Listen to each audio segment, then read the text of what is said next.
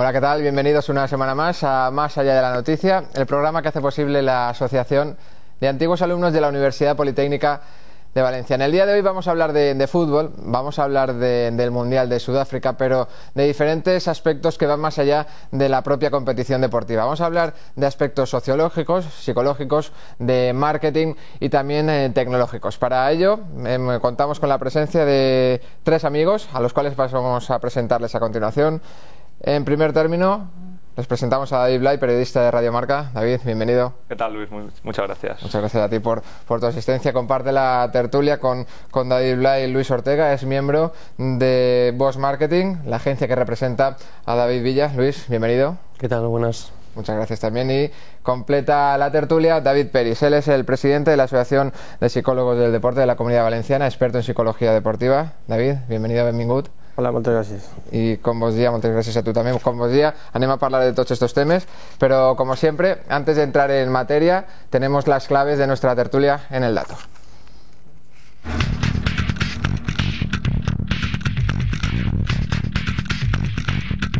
Sudáfrica concita estas semanas la atención de todo el mundo. El país africano acoge hasta el 11 de julio la 19ª edición de la Copa Mundial de Fútbol. Una cita histórica, más allá del propio deporte. El impacto económico del Mundial se estima en unos 9.300 millones, entre ingresos publicitarios y de patrocinio, derechos de televisión y los derivados del turismo. El gobierno de Sudáfrica aspira a que el Producto Interior Bruto del país crezca por encima del 10% a lo largo del evento deportivo. Según estudios de la propia FIFA, el fútbol mueve alrededor de $500 millones. Se trata además de un negocio rentable para las marcas. Expertos en mercadotecnia destacan la importancia del Mundial como medio efectivo de elevar el reconocimiento de marca. El Mundial de Fútbol es quizá el fenómeno social que más adeptos reúne. Los sociólogos sostienen que una de las causas por las cuales el Mundial genera esta desenfrenada adhesión radica en la neutralidad ideológica que encierra el fútbol. La furia y la tensión del jugador son estrategias poco inteligentes y no generan eficacia. Competir bien pasa siempre por el equilibrio emocional y la actitud positiva. Uno de los grandes debates que se ha suscitado en este Mundial es el del atraso tecnológico del fútbol, a raíz de los errores arbitrales en diferentes encuentros. El fútbol es un juego dinámico que no puede ser detenido a fin de revisar cada decisión. Si se tuviera que detenerlo para tomar una decisión, esto interrumpiría el ritmo del partido y posiblemente mallograría la oportunidad de un equipo de anotar un gol.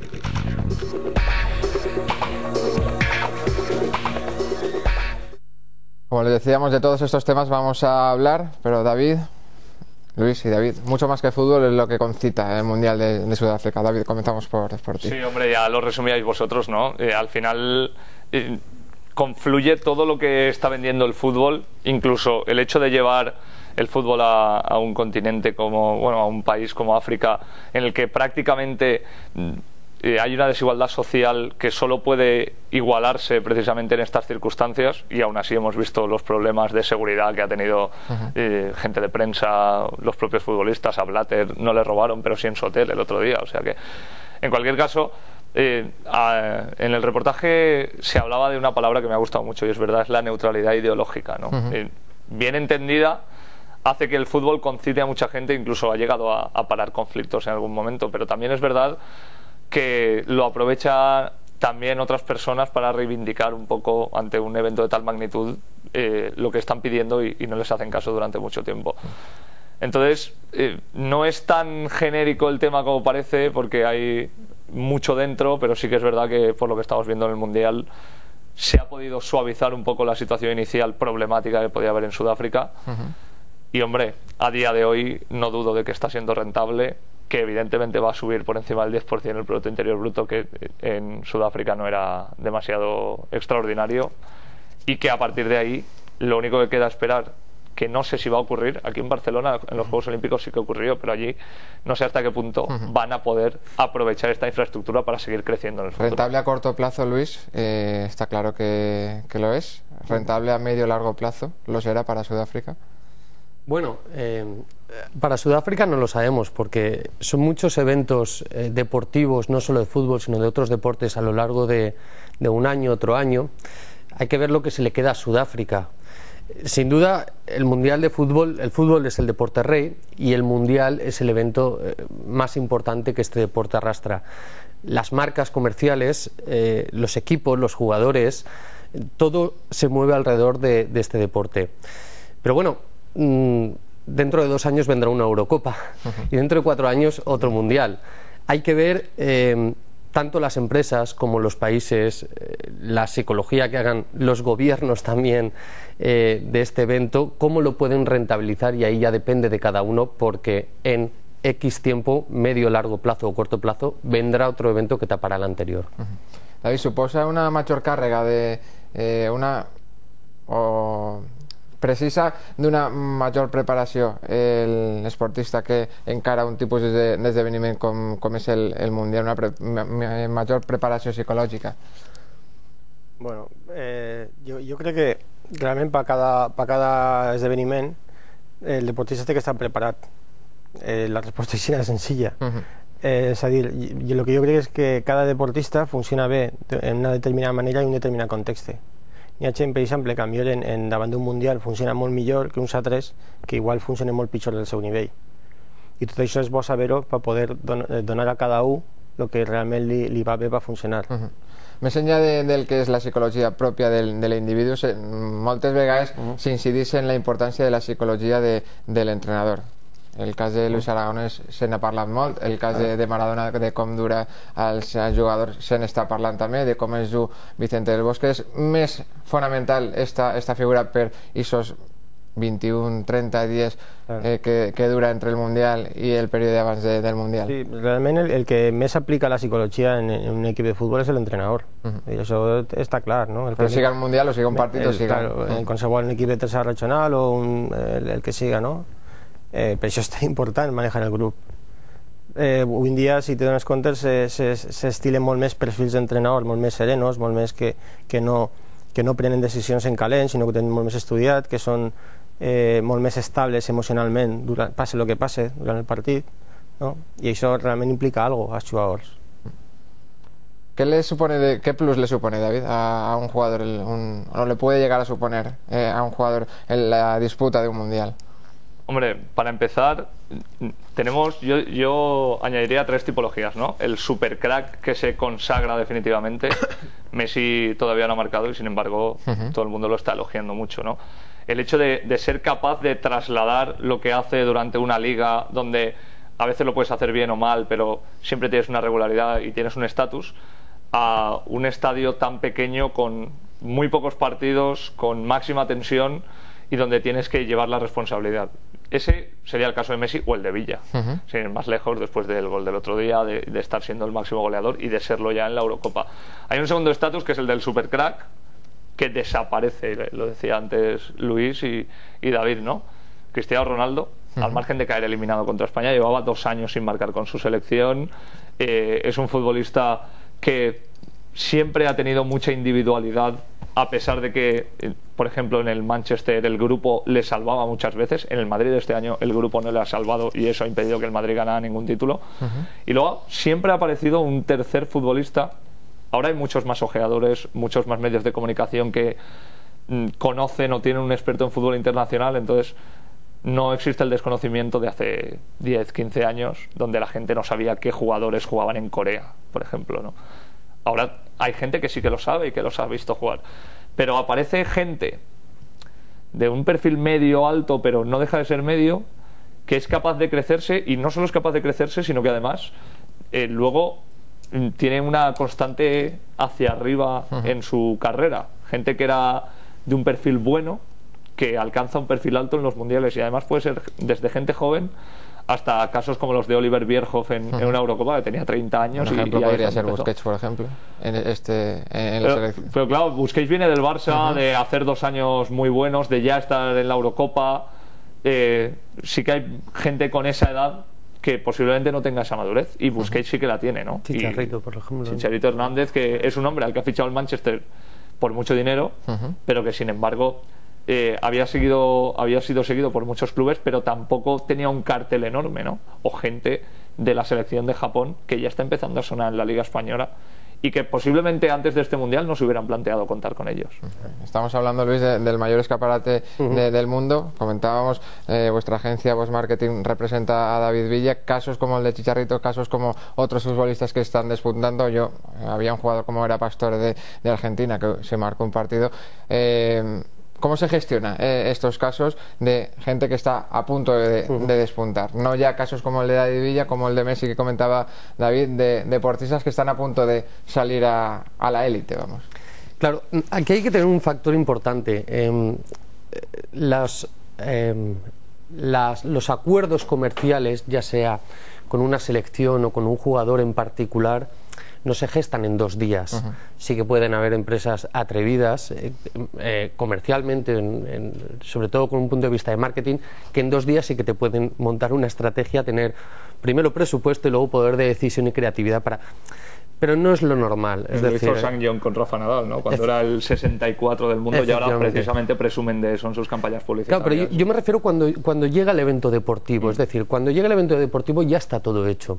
Lo mismo que nuestra agencia, en este caso con David Villa, con Pepe Reina, que también estamos trabajando con él, o con otros muchos futbolistas que hay ahora en el Mundial, son negociaciones de 6, 8 meses o 1 año en el que te presentas en una empresa en el que vendes la asociación de valores entre ese jugador y la marca. Y luego es en el Mundial donde toda la inversión publicitaria se centra y donde aparece.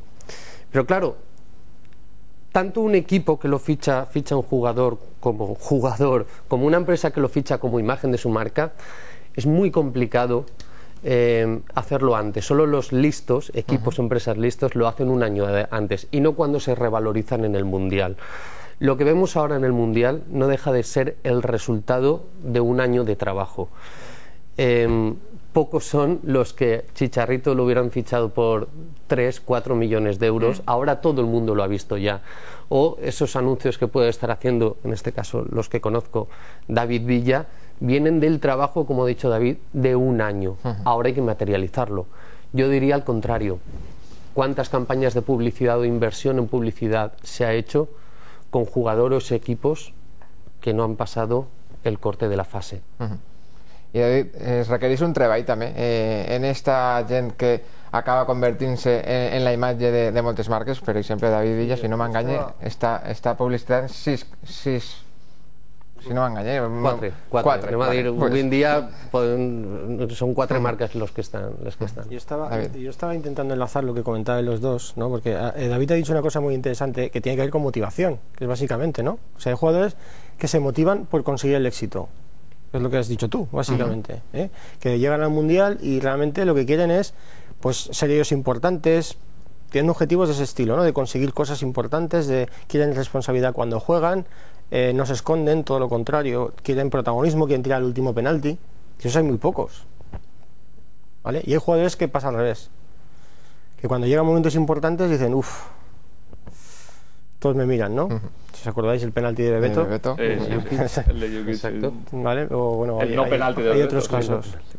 Claro, y esos jugadores tienen muchas más opciones de triunfar en campeonatos importantes que otros que se motivan por el fracaso, por evitar el fracaso, que se llama. Claro, a lo mejor, igual cogiendo esta idea, igual se podía intentar indagar esto, que no es fácil, para prevenir o prever el posible éxito de jugadores en el Mundial, ¿no? Que eso es complicado. No solo en el Mundial, sino también a nivel de fútbol base, por ejemplo. No, es que estaba hablando Luis antes del tema de la gente que no ha pasado la fase o no ha pasado los octavos y han protagonizado campañas de publicidad, y hoy ya en redes sociales, sobre todo en Twitter, que no sé si acaba siendo una publicidad positiva o negativa, porque al final están hablando de ti, pero están diciendo que todos los tíos que han protagonizado el anuncio de Nike se han ido fuera, todos. En ese caso tenemos el ejemplo, porque el Mundial, lo que está claro es que hoy en día podríamos hablar que es el Mundial de fútbol y las Olimpiadas. Lo que pasa es que las Olimpiadas tienen un tinte más limpio por el espíritu del olimpismo, por lo tanto digamos que también hay patrocinadores, pero no es tan visible, no, la asociación no es tan directa. El Mundial de Fútbol es el campo de batalla que las grandes marcas en este caso asociadas al deporte, están esperando. Tenemos el caso de cómo en días cambian las estrategias. Adidas es patrocinador de, perdón que nombre marcas, pero al final es para hacerlo real. Adidas es patrocinador del Mundial. Lógicamente Nike y Adidas tienen sus campañas con sus propios jugadores.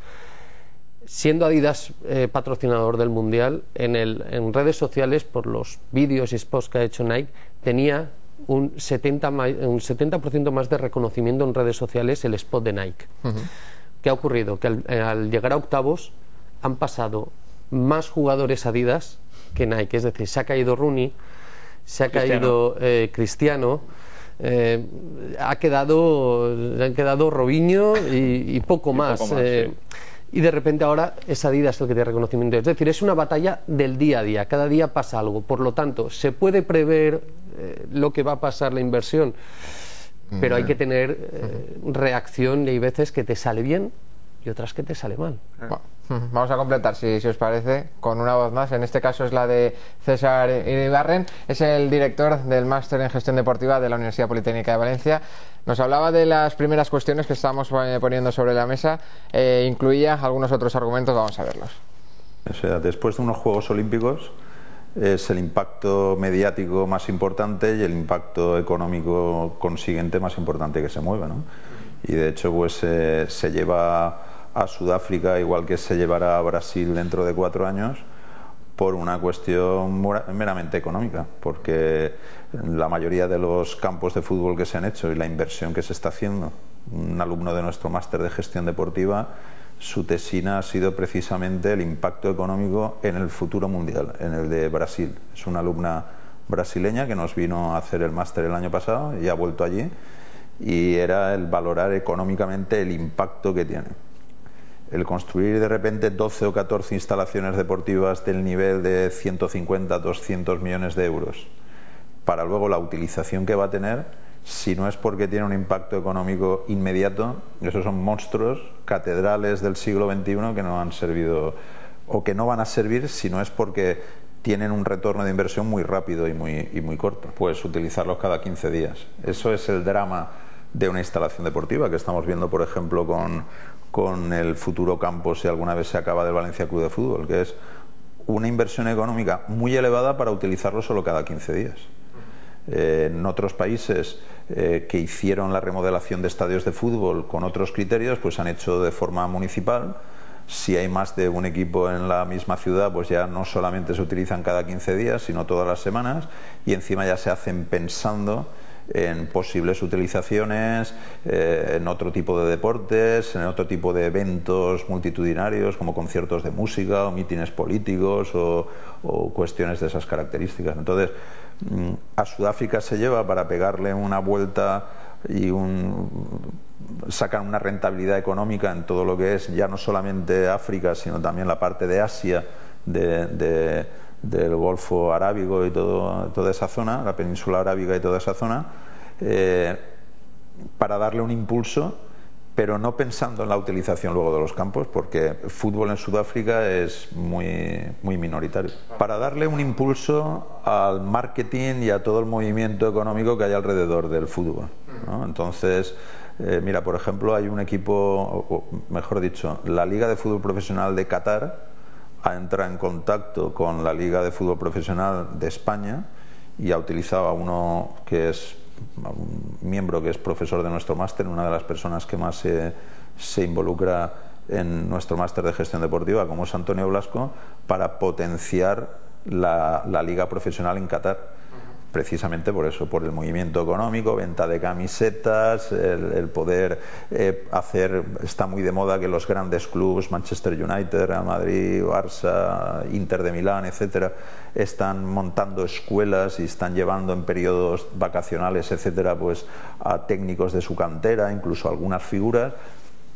Movimiento económico bestial, totalmente. De hecho, ahora hay una guerra de derechos televisivos que se ha vuelto a desatar con una sentencia de hace poco que da la razón a Sogecable en detrimento de Mediapro, y ahí ha saltado, por ejemplo, lo está encabezando el presidente del Sevilla, pero van los equipos del segundo nivel. Están Madrid y Barça por una parte, y luego está pues el Valencia, el Sevilla, el Zaragoza, el Atlético de Madrid, el Atlético de Bilbao, y están replanteando el que no puede ser que los derechos audiovisuales haya tanta diferencia, porque entonces lo que haces es adulterar la competición. Si por ejemplo el Levante ahora va a competir en la misma competición que el Real Madrid, y el Levante por derechos televisivos va a recibir 14 millones de euros y el Real Madrid va a recibir 200 o 250 millones de euros, no puede ser. Y al fin y al cabo el Madrid va a jugar contra el Levante. Luego el actor secundario algo se le tiene que pagar de más, ¿no? Apuntaba César argumentos más locales, digámoslo, pero entre dichos argumentos aludía a esas instalaciones, las instalaciones de Sudáfrica, que va a pasar después. ¿Consideráis adecuada la elección de Sudáfrica como sede del Mundial, que es otro de los temas sobre los que se ha debatido? La realidad, al final, dentro del espíritu bonito que tienen los Juegos Olímpicos al que aludía Luis, el fútbol realmente no lo tiene en muchos aspectos, y de hecho hay libros en torno al movimiento de votos en la FIFA, al sistema de elecciones, a llevar mundiales sub-17 a países que no respetan los derechos humanos. Era una promesa que tenían que llevar a África, también por una serie de votos que recibió Joseph Blatter en su momento. A mí me parece bien por una razón, porque ayudas, por lo menos económicamente, durante ese periodo a regenerar una economía que tiene problemas o que todavía no ha despuntado. No es el caso de Brasil, que es precisamente la economía más emergente del mundo ahora mismo, y que se va a llevar a Olimpiadas y Mundial, y que no le den la Copa América, y que de todo ahí, ¿no? Pero sí que es verdad que César aludía a una cosa en la que tienes razón, y es que aquí, por eso te ponía antes yo el ejemplo de Barcelona. Barcelona, todo lo que fueron las instalaciones de los Juegos Olímpicos se han reutilizado, porque hay mucho deporte de élite en Barcelona, varias instalaciones ya estaban aquí. Era un país, digamos, que ya tenía unas instalaciones de alto nivel. En Sudáfrica ha habido que hacerlas, ha habido que hacer una inversión muy grande. Y efectivamente, allí se juega al rugby, no al fútbol. Y el rugby puede llenar estadios, pero tampoco puede hacer que esos estadios se paguen, porque la renta per cápita de Sudáfrica es mucho menor que en Europa. No se pueden pagar las entradas que se pagan por un encuentro de Champions League.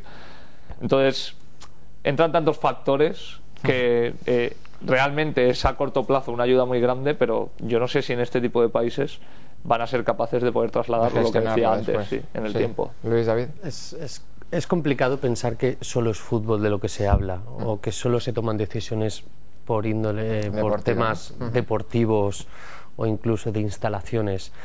El fútbol es global, afecta a tantas ramas de la sociedad, e incluso pues, políticos, económicos, sociales, que hoy en día tener el atrevimiento de decir que una decisión se ha tomado solo por este factor, como puede ser llevar un mundial a Sudáfrica, yo creo que es atrevido. Entra mucha política y muchos intereses. Tristemente creo que todos sabemos que es mucho el dinero el que se lleva y que es difícil que se rentabilice todo. No hay que olvidarse que incluso la Expo de Sevilla o los Juegos Olímpicos de Barcelona son dos polos opuestos. Pero incluso en Barcelona hubieron años después que hubo que regenerar con empresas de nueva tecnología la zona de donde estaban los atletas viviendo, el 22 arroba, y que el Palau Sant Jordi, el Barça de baloncesto se fue al Palau Sant Jordi, no lo llenó y tuvo que volver al Blaugrana. Es decir, que incluso en un país, vamos a llamar así, más desarrollado económica y socialmente y con deportes más asentados, incluso le cuesta rentabilizar esas inversiones. Pensemos, como dice David, que algo aportará a una sociedad que lo necesita. David. Yo pensaría un poco en vuestra línea, pensaría con un aspecto un poco más global, ¿no? A nivel de incluso educación general, por decirlo de alguna manera. Es decir, yo creo que los medios de comunicación, sobre todo, y todo lo que mueve el fútbol, es un modelo muy bueno o muy malo para la gente en general. El hecho de que a nivel de integración con todo el mundo globalizado, gente de todas las culturas que está en todos sitios, yo creo que el hecho de que el Mundial se dispute en sitios distintos, de distinta cultura, de distintos entornos, eso si se aprovecha bien puede ser bueno. Por ejemplo, que juegue un partido, no recuerdo cuándo fuera, que jugó Estados Unidos-Irán, puede ser bueno a nivel de política mundial incluso, ¿no? O gana Estados Unidos ahora, o Japón-Paraguay, ¿no? Y que jueguen Son dos culturas totalmente distintas que tienen una forma de entender un deporte, que el deporte también transmite lo que son los valores del propio deporte a la cultura y al revés, y que realmente se enfrentan y juegan y ya está, y no pasa nada, ¿no? Y se habla el mismo lenguaje. Y eso creo que puede ser muy bueno, ¿no? Si Efectivamente, se aprovecha bien. Estamos hablando todo el rato del dinero, pero, por ejemplo, al hilo de lo que dice, no me gustaría olvidar que hay iniciativas sociales, humanitarias, de pobreza, de educación, que se están llevando a Sudáfrica. Si entramos en el debate de la inversión, que la cuestión es cómo la rentabilizas, pero dejando de lado ese debate... Si vamos al debate humanitario, por ejemplo, en este caso, David Villa, que lo hemos tratado con él, pero también otros jugadores de todo el mundo, está apoyando una campaña que es un gol por la educación a nivel mundial, que es de toda una federación de asociaciones y organizaciones humanitarias, que sé gente de España que físicamente está en Sudáfrica haciendo labor allí. Bueno, pensemos que llevar el Mundial a un evento deportivo a estos países, pues algo está aportando. Es una acción social también, claro. Algo aportaría que a lo mejor en otros países, en otros continentes como Europa, pues no es necesario. Bueno, a lo mejor no es una acción social, sino el modelado es una técnica que es muy fuerte a nivel psicológico incluso. Sobre todo los niños, uno de los primeros aprendizajes que aprendemos es la imitación. Imitamos modelos. Y el fútbol ahora mismo es un modelo muy grande. Todo lo que se está haciendo ahora con el fair play, todo eso es tan importante a nivel educativo. Y yo creo que ese aspecto, si se aprovecha bien, claro, si se aprovecha bien, claro, porque a veces habría que definir cuáles son los modelos. No se aprovecha tan bien. Acordémonos de Corea del Sur en otro mundial, ¿no? Que igual no es lo mejor a nivel educativo, habría que estudiarlo también. Si se aprovecha bien, puede ser una herramienta muy buena en ese sentido. David, ¿algo que añadir? No, simplemente que afortunadamente dentro de todos los intereses económicos y políticos que, como decía Luis, tiene creados el fútbol, siempre hay alguien que consigue que eso pueda derivarse en apartados sociales también. Lo que pasa es que con el potencial que tiene, da la sensación de que los apartados sociales son mucho menores de lo que podrían ser en cualquier gran evento o incluso en cualquier gran liga. Pero sí que es cierto que cada vez se nota más ese potencial social, o cada vez se potencia más, incluso, o se publicita más, incluso, porque a lo mejor antes se hacía, pero tampoco se decía, que es una cosa que es legítima y lógica, ¿no? Pero también el hecho de publicitarla hace que otros intenten atraer algo similar hacia sí y que se mueva un poco más. También ha cambiado un poquito el modelo, ¿no? El modelo de deportista y en este caso el modelo de futbolista. Hay más patrones, estamos hablando por ejemplo de David Villa, estamos hablando de Marcos Sena, por ejemplo. Es un modelo de futbolista distinto al que tenía acostumbrada la sociedad de hace unos años, Luis, David. Yo estaba pensando, cuando hablamos de hace, creo que el 2003, creo que fue, yo asistí a una conferencia en Madrid que se hablaba de la violencia en el fútbol. Y había gente experta. En España creo que se han hecho movimientos importantes con respecto a esto. Y yo me acuerdo hace años que el fútbol no era lo que vemos ahora, era otra cosa, ¿no? Ahora, gracias al fair play, se están aplicando normas que realmente están cambiando la forma de jugar el fútbol y por ende pues la forma de que los más pequeños sobre todo reciban una serie de modelos, una serie de conductas que después van a reproducir o no van a reproducir. Y yo creo que sobre esa línea se está trabajando bien. Que después los intereses económicos prevalezcan o no. Sí, porque bueno, pues hay decisiones que dices, bueno, lo que ha pasado ahora recientemente en el Mundial, que un gol que entra a un metro pues no se ve. Ahora hablaremos sobre esas cuestiones y sobre el uso de tecnología o no, pero aunque eso también se puede aprovechar, por ejemplo, porque un mensaje muy claro es que en la vida no es justa, se diga lo que se diga. Bueno, eso se aprovecha en todas las escuelas de fútbol, es un ejemplo. Si lo aprovechas, quiero decir, si eso lo aprovechas, si dices, no, es que es injusto, es que el árbitro no sé qué, es que no sé cuántos, bueno, a lo mejor el árbitro no sé qué, pero ha habido 5 delanteros que han fallado una ocasión cada uno, no sé, ¿sabes? Yo respecto a lo que hablábamos de si la tipología de lo mejor del jugador está cambiando, evolucionando, yo creo que definitivamente, por dos factores principales. Primero porque el fútbol se ha convertido no en global, sino que transmite todos los poros de la sociedad. No hay nada que se aleje del fútbol. Y segundo, bueno, lo que quiere decir eso es que los medios de comunicación están encima del fútbol, ya es un contenido diario. Y luego no podemos darle la espalda a la evolución que estamos teniendo tecnológica hoy en día de las redes sociales. Esta tertulia dentro de 5 años habrá quedado anticuada, pero para nosotros ya es una revolución que un jugador desde su concentración pueda estar enviando, tuiteando o gestionando el Facebook. En este caso en la selección española no les dejan. Entonces, ¿eso qué provoca? Que el jugador ya no es un elemento aislado que puede hacer un anuncio o puede hacer un gesto, pero luego se esconde, se parapeta y nadie sabe cómo es. Hoy en día es público. Eso ha hecho que los jugadores tomen conciencia de lo que son sus gestos, su personalidad y su carácter. Y como un gesto en el campo, pero también fuera del campo, saben lo que influye.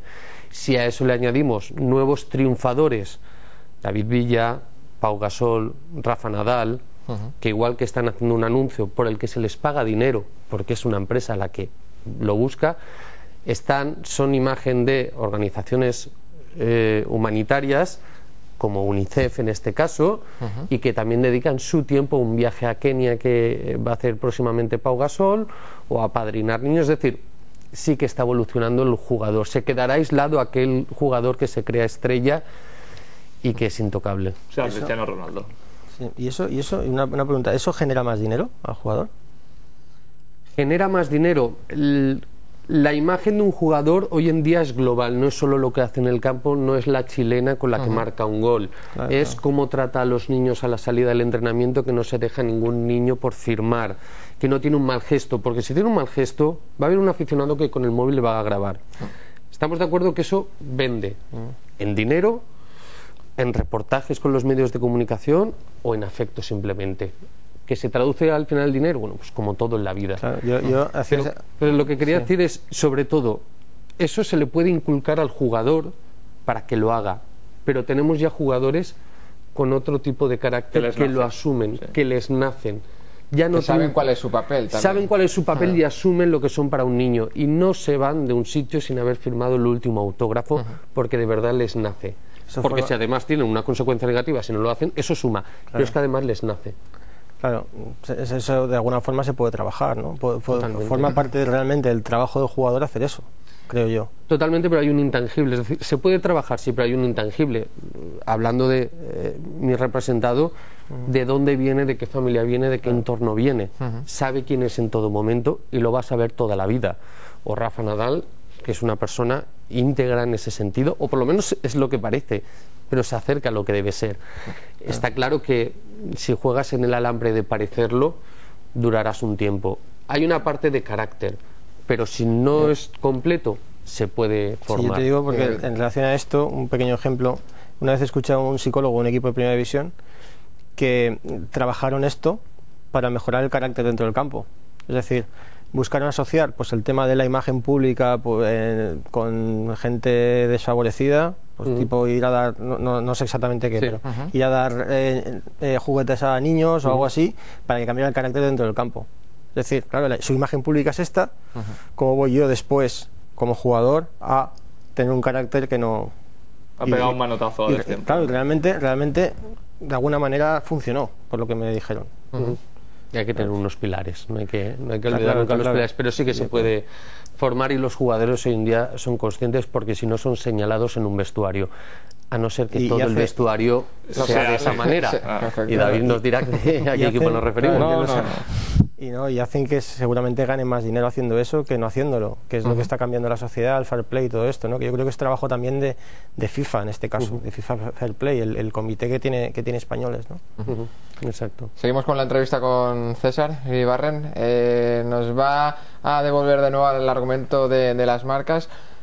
Habla en concreto de algunas marcas, relacionándola con el caso de Francia, que es lo que ha pasado en el Mundial. Vamos a verlo ahora. Fíjate, por ejemplo, lo que ha pasado con la selección francesa, que lo primero que hicieron es las marcas que, pues creo que allí tienen a Carrefour y un par de empresas de raigambre francesa, lo primero que han hecho es cortar los contratos publicitarios, y lo primero que han hecho o lo consiguiente que han hecho ha sido interrumpir campañas de televisión y campañas de anuncios estáticos y tal. ¿Por qué? Porque cuando las cosas van al menos normal, porque una selección compite y te puedes caer en un octavos o un cuarto porque el deporte es así, uno pasa y otro se queda. Pues aunque la competición haga que tú abandones antes, el prestigio y las figuras tienen tal trascendencia que conviene el asociar la imagen de una marca a la imagen de una selección nacional o de un gran deportista. Pero aquí ha sido un problema disciplinario, un problema de orden que a la gente no le gusta que se hable de esas cosas, ¿no? Ajenas al deporte, y entonces lo primero que han hecho es frenar y salirse, porque un impacto negativo tiene también mucho. Hace unos años Teca patrocinaba al Real Madrid y dejó de patrocinarle porque vieron que hay demasiada bipolaridad Real Madrid-Barcelona, y entonces un producto asociado demasiado a la imagen del Real Madrid, pues en ciertas zonas de España dejaban de venderse o de tener un buen nombre, entre comillas, ¿vale? Curioso el caso que nos apuntaba ahora César Iribarren de esa relación entre Teca y el Real Madrid, pero brevemente, Luis, estábamos hablando del beneficio para el jugador, para marca. En este caso hablamos de perjuicio, porque un mal rendimiento de un jugador o de una selección, en este caso como la francesa, puede revertir negativamente en aquella marca, en aquella casa a la que estás ofreciendo tu imagen. Es un caso particular de este banco que, bueno, habría que saber exactamente lo que pasó, pero sí, lo que sí que se hizo fue dejar de pagar a la federación, y que la federación primas dejarían de pagar a los jugadores por viajar. Los jugadores dijeron que no iban a cobrar. Pero es un caso concreto. Sí, es un caso concreto. Por eso digo que otro caso, pero sí que vamos a Tiger Woods, sí que vamos a jugadores que han tenido un mal gesto en su vida pública, a veces, en el que ha habido marcas que se han retirado. Desde nuestro punto de vista creemos que puede llegar a ser hasta un error. Una cosa es que sea un gesto definitivo que perjudique la imagen de esa marca, pero otra cosa es un gesto humano, un lapsus humano que puede hacer que tengas un bache. Nike aprovechó el bajón de Tiger Woods para relanzar una campaña en la que hacía a su padre de psicólogo, bueno, sí, no me acuerdo exactamente, pero bueno, puedes aprovecharlo. Y luego, porque un error puede ser etiquetado a corto plazo, pero el apoyo a largo plazo es muy valorado por el público. También hay que ver a los jugadores, a las selecciones, como humanas y apoyarlos cuando están mal. Bueno, todo tiene pros y contras, y como decimos, pasado mañana volverá a ocurrir otra cosa que tapará a lo que ha habido. Nada es definitivo. David, algo que apuntar sobre este aspecto en el que también incide la cuestión psicológica, sobre el deporte, sobre el grupo. Estamos hablando de lo mismo, un poco aportando ejemplos y tal, pero un poco es eso, ¿no? Es decir, que ahora mismo se valora mucho más la buena imagen de la persona a nivel social, pero también a nivel económico. Es decir, un jugador, un deportista sabe que si a nivel social tiene una muy buena imagen, seguramente va a ganar más dinero. Eso es importante también. Y por cerrar con el tema psicológico, en parte, y retomando el argumento que veíamos en el dato, decía otro psicólogo deportivo, en este caso José Carrascosa, a la hora de cómo afrontar este tipo de eventos, dice: la furia y la tensión del jugador son estrategias poco inteligentes y no generan eficacia. Competir bien pasa siempre por el equilibrio emocional y la actitud positiva.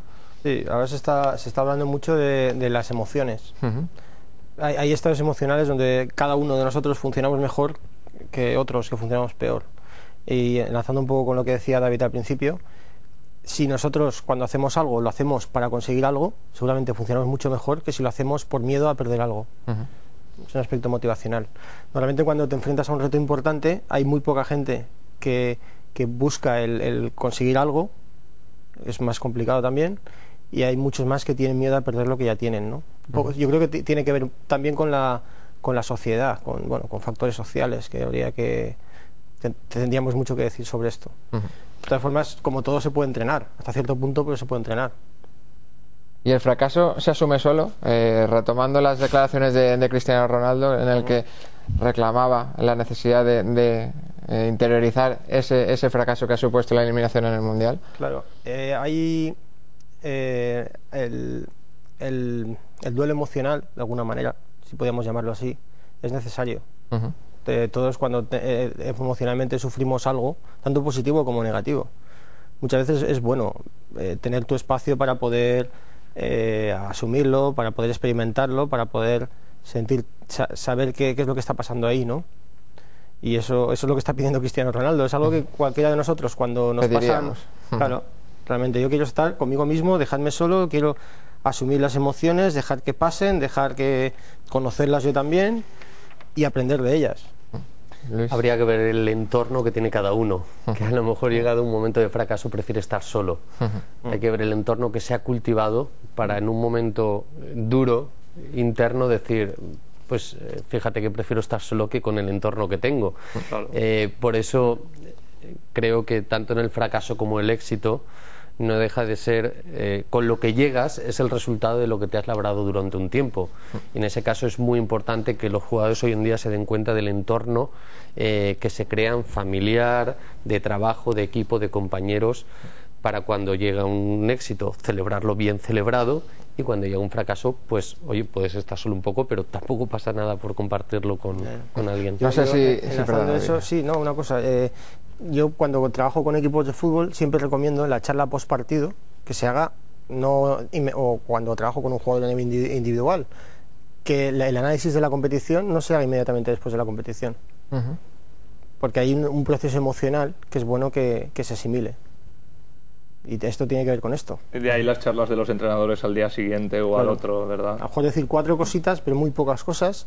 Y después ya hablamos, que dejar que la gente físicamente se recupere, que emocionalmente se recupere, y yo creo que lo que está pidiendo Cristiano Ronaldo era eso. Y además, con la presión que debe de tener, pues yo creo que con más motivo. Yo no sé si Rossetti y compañía estarán también pidiendo asumir solo sus errores en este caso, y ahora es cuando vamos a hablar de esa tecnología. Pero antes, en este caso nos lo introduce César Iribarren. ¿Debe o no debe introducirse la tecnología en el mundo del fútbol? ¿Por qué en otros deportes sí y en el balompié no? Vamos a ver.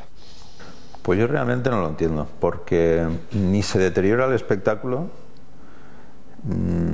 ni creo que se deteriore la filosofía del deporte. Es decir, el que en un momento determinado pueda haber un rearbitraje más o menos inmediato, porque lo que está claro es que no puedes rearbitrar a 3 días a posteriori, pero más o menos inmediato, yo creo que no tiene por qué. Todos los deportes tan históricos o tan de volumen de masas como es el fútbol, porque por ejemplo el fútbol americano en toda la parte de Norteamérica es el número 1 y mueve muchísimo, y el tenis, pues todos los deportes han ido adaptando y moviendo sus normas y acercándolas a la tecnología. Pues no acabo de entender realmente el por qué no se hace. Ahí hay un inmovilismo de Blatter fundamentalmente, de Blatter y de la gente que está en la FIFA. Y a lo mejor haría falta saber un poco el dinero más o menos poco claro que se puede mover, para entenderlo. Claro, los espectadores, o aunque conoces gente del sector, pues obviamente esas cosas no van a trascender. Es como el tema de las primas a terceros, todo el mundo sabe que las hay, pero nadie las reconoce. Bueno, pues yo no sé si es que habrán intereses demasiado oscuros para que eso no aparezca. Es que no acabo de entenderlo. Por último, un pronóstico para el final del Mundial. Pues es complicado, porque el deporte y el fútbol no siempre gana el mejor, ¿no? Estamos viendo que la selección española juega un fútbol muy elaborado y un fútbol de mucho toque y un fútbol tal, y eso facilita que los equipos más físicos se cierren y te puedan pillar, como pasó con Suiza en el primer partido. Entonces es difícil. A mí me gustaría, porque creo que son 2 selecciones que darían un buen espectáculo, que llegaran Brasil y España. Lo tienen cada uno por una parte del cuadro y es posible que se dé esa final, pero la verdad es que es difícil. La porra la dejaremos para el final, pero antes, ¿debe o no debe introducirse la tecnología en el fútbol, David? Hombre, ha llegado un momento en el que, después de mover tanto dinero, tantos sponsors y tantas cosas alrededor del fútbol, como decía Luis, que es algo global, que influye en la sociedad, no solo es absurdo, sino que induce a pensar mal, porque realmente sale Blatter después de los 2 arbitrajes polémicos del domingo, compungido y todo, pero... y pide perdón, pero bueno, entonces estás matando a los árbitros que son tuyos, ¿no? Entonces aquí me imagino que debe haber 3 puntos. Uno, que los árbitros como si no se han unido y no han dicho, mira, si me sigues dejando a mí con el trasero al aire, pues me uno y no voy a pitar. Porque entiendo que pasa como pasa en España, que si los de primera hacen huelga, vienen los de segunda B, y como saben que cobran una leña los de primera división, pues a ver si pueden llegar, ¿no? Luego hay una segunda lectura que la hacía César. Cuando vas a ver un partido de fútbol sabes que dura 90 minutos, más o menos 100, depende de los descansos, pero también puede haber prórroga, puede haber penaltis en este tipo de encuentros, y dicen, no, es que si no se para mucho el juego cuando un tío se tira y no le ha pasado nada y pierde 4 minutos. Y tiene que salir las asistencias, es decir, esa pérdida de tiempo ya está. Mientras un tío está tirado en el suelo, se puede ver el vídeo perfectamente. Entonces, no creo que se desvirtúe nada. Sí que habría que ver cuántas veces se puede ver una repetición o cuántas jugadas durante un encuentro se pueden revisar. Sería como el ojo efectivamente, de tenis, que tú tienes 2 y las por pides. set y ya está. Y las pides o no las pides, depende.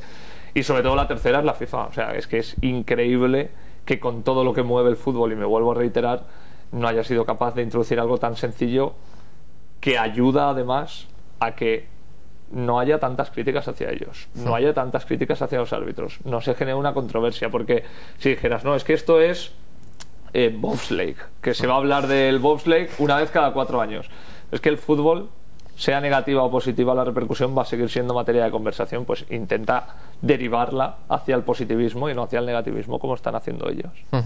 Luis. Es complicado debate. Personalmente creo que hay mucha leyenda urbana, como dice David, induce a pensar mal. Quiero pensar que como funciona, mejor no tocarlo mucho. Es lo que piensan. Entiendo que es lo que piensan. Lo que te hace dudar es que hay criterios objetivos que se pueden solucionar y que todo el mundo los está demandando, como es los sensores que indican que la pelota entra en el área. Vendría a ser un ojo de halcón, simplemente, por hacer un símil. Es que está inventado y es que es un criterio objetivo.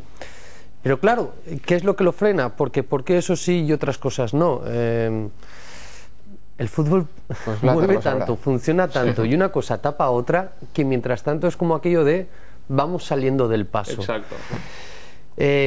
Compararse con otros deportes es complicado, pero está visto que no se acaba el mundo. El fútbol americano para mí es un espectáculo, no tanto un deporte, pero el baloncesto sí que ha introducido la repetición y sigue funcionando bien. Aunque no ha servido de nada en algunas ocasiones. Aunque en algunas ocasiones no ha servido. Sí.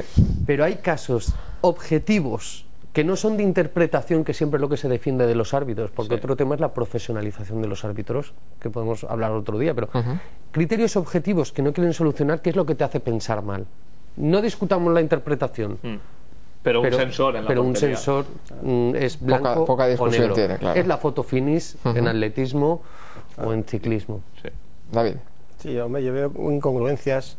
Por ejemplo, en el partido del otro día, los dos partidos polémicos, creo que sobre todo el de México, creo que fue, el primer gol con Argentina, México. que era un fuera de juego, vamos, clarísimo, vamos, por lo que vimos en la repetición, ¿no? Creo que apagan los videomarcadores. Sí. Y en la final del último mundial, según he leído en prensa, el cuarto árbitro le dijo al fue el que le dijo árbitro que había agredido a Zidane a Materazzi. En los videomarcadores, que había visto cómo agredía a Materazzi. Medina Cantalejo, por cierto, si no me equivoco. Sí. Lo que está ocurriendo respecto a lo que decía David es que después de las dos jugadas polémicas con los videomarcadores repitiendo, la FIFA dijo que... La FIFA ha prohibido las repeticiones. Claro, porque se quedaban Eso es sin algo ningún argumento. Incongruente, básicamente. Es muy incongruente. Entonces, algo que parece que es tan sencillo, que supongo que cualquiera de nosotros lo haríamos mejor de lo que está pasando, haciendo cosas muy lógicas, pues no ocurre. Sin embargo, nos damos cuenta como efectivamente en ese partido que comentas, creo, se cuenta, es complicado, pero que el Linier vio la repetición en el videomarcador y se lo dijo al árbitro.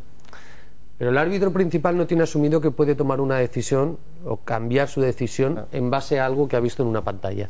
Por lo tanto, decían que sabiendo que se había equivocado, Tiro para adelante porque no podían tomar la decisión en base a la pantalla, sino en lo que ha visto en el campo. Y el Linier lo vio en la pantalla, no en el campo. Lo que decía David, ¿no? Que la propia FIFA no defiende a los árbitros, les meten el marrón y... No, ni ellos se unen para decir, oiga, aquí muchas veces el que se juega al tipo físicamente soy yo. Pues vamos a unirnos y a decirles, pongan ustedes un sensor y pongan ustedes una repetición por parte que pueda elegir cada equipo. Y seguramente acabaríamos incluso con linchamientos públicos, del que también tenemos mucha culpa los medios de comunicación muchas veces, a gente que está intentando hacer su trabajo y que, como decía Luis antes, que esto es muy importante, las marcas van a un deportista y una vez la pringa, eligen si se quedan con él o no, como ha hecho Nike con Tiger, ¿no? Pues bueno, ¿quién no la ha pringado alguna vez? También hay que entender que es un trabajo muy complicado el que tienen. Vamos a ir cerrando, si os parece, y lo hacemos ya con esa porra, no tanto de España, sino de lo que queda de Mundial. Le preguntábamos a César, él apostaba por Brasil-España como hipotética final. ¿Cómo lo veis, David? A mí me duele creer que va a ser Argentina-Brasil. Además es la clásica final que espera a todo el mundo, que puede reventar las audiencias de una manera descomunal, del viejo duelo entre ellos.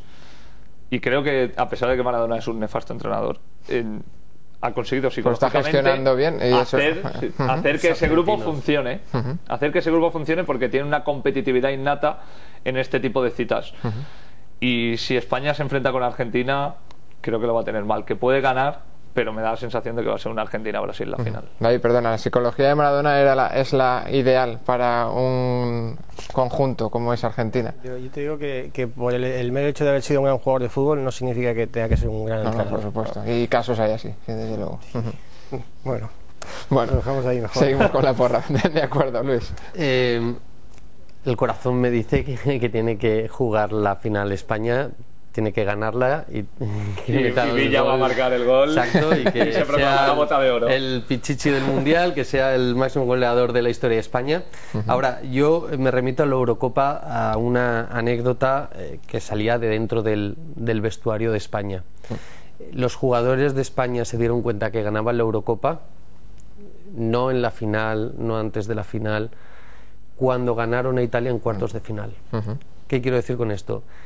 Si ganamos a Paraguay y si ganamos a Argentina, yo creo que hemos ganado el Mundial, España. Pero yo creo que la primera final es España-Argentina si llegamos. Bueno, primero que gane a Paraguay. Exacto. David. Un poco eso. Los palos a veces van bien, ¿no? Creo que era aquí el que decía que las derrotas útiles, ¿no? Pues fue Valdano primero. Valdano, claro, sí. no fue muy útil porque le echaron. Exacto, y además fue contra Las Palmas, que jugaba en segunda división en la Copa del Rey. Efectivamente. Bueno, o le ha sido útil porque ahora cobra bastante más de lo que cobraba entonces y no trabaja tanto. Puede ser, ¿no? Pues yo creo que a España le puede pasar eso, que a nivel emocional el año pasado tuvo un palo importante en la semifinal de la Copa de la Confederaciones. Este año tiene otro palo muy importante en la que casi le cuesta el pasar la primera fase en el Mundial. Y eso es un plus añadido. Vamos a ver, ¿no? Yo como deseo, yo voy a desear y voy a desear un España-Holanda. Yo también creo que Brasil es muy difícil que pierda algún partido, pero bueno, vamos a desear, ¿no? Pues vamos a dejarlo ahí. Nos despedimos ya. David Blay, Luis Ortega, David Pérez. Un placer haber compartido con vosotros estos minutos y a ver cómo queda el Mundial. Muchas gracias, de verdad. Muchas gracias. Por nuestra parte esto es todo. Como siempre, volvemos con todos ustedes la próxima semana, el próximo jueves, en una nueva entrega de este programa de la Asociación de Antiguos Alumnos de la Universidad Politécnica de Valencia. Hasta entonces, muy buenas tardes.